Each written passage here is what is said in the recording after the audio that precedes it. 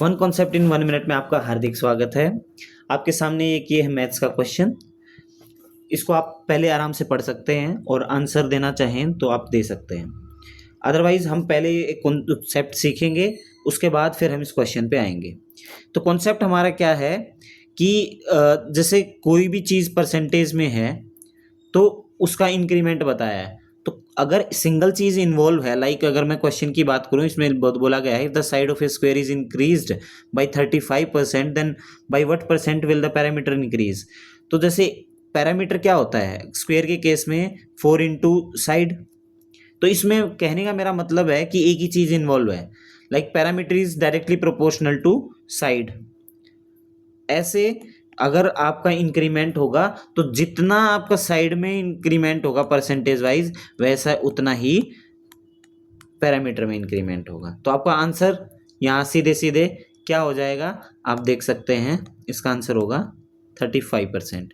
अगर मैं कॉन्सेप्ट को थोड़ा और आगे बढ़ाऊं तो एरिया की बात करते हैं। एरिया में क्या है, दो चीज़ें इन्वॉल्व होती हैं, लेंथ इंटू ब्रेड्थ। ठीक है, जब मल्टीप्लाई होता है तो वो दो चीज़ें आपस में मिलके स्क्वायर, मतलब लेंथ का स्क्वायर हो जाएगा। ठीक है, ये भी मान लो लेंथ है, ये भी एक लेंथ है।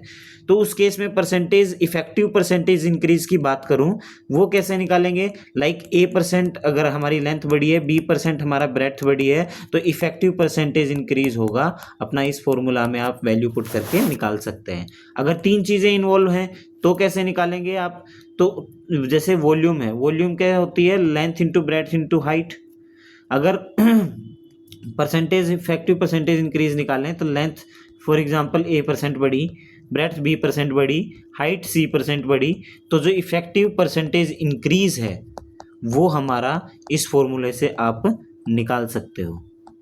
डायरेक्ट है, आपको सिर्फ वैल्यू पुट करनी है और कुछ भी नहीं करना।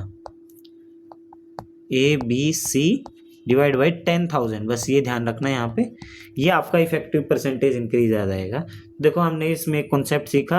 अगर आपका सिमिलर सा कोई क्वेश्चन आए तो आप इसमें वैल्यू पुट करके आंसर निकाल सकते हैं। Thank you very much.